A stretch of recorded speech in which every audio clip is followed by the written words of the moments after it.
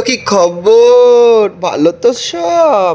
তো আগের ভিডিও তোমাদেরকে আমি বলেছিলাম আজকে আমরা কুরফি যাওয়ার পথে বেরিয়েছি। তো আগের ভিডিও তোমায় দেখেছিলাম আমরা কুরফি যাওয়ার পথে একটা জায়গায় লাগিয়ে একটুখানি মানে ধরলায় দুলে নিয়েছিলাম, ঝুলে নিয়েছিলাম, সব করে নিয়েছিলাম। আর এই পাহাড়ের রাস্তা থেকে একটা জিনিস মনে পড়ে যায়, কী বলো তো?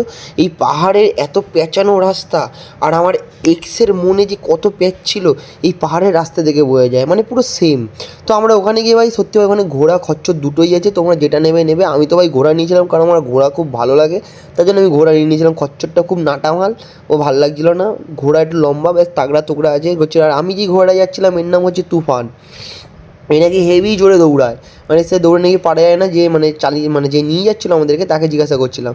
আর তোমাদেরকে একটা সিন দেখাবো ভাই। আমরা এরকম পাহাড়ে উঠছি আর এখানে একটা বিশাল হাসির সিন ঘটেছে। এই দেখো এখান দিয়ে পড়ে যাবো মানে পক করে পড়ে যাবো আমরা, বুঝলে তো? মানে এই সিনটা ভাই ক্যামেরা যদি না থাকতো আমরা কেউ বুঝতে পারতাম না ঘোড়া থেকেও এরকমভাবে মানুষ পড়তে পারে।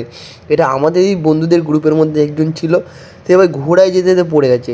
ভাই কী বলো, এই পাহাড়টা যেরকম ছিল না ভাই, এতটা ভয় লাগছিলো যেতে, মানে বুঝতেই পারছিলাম না।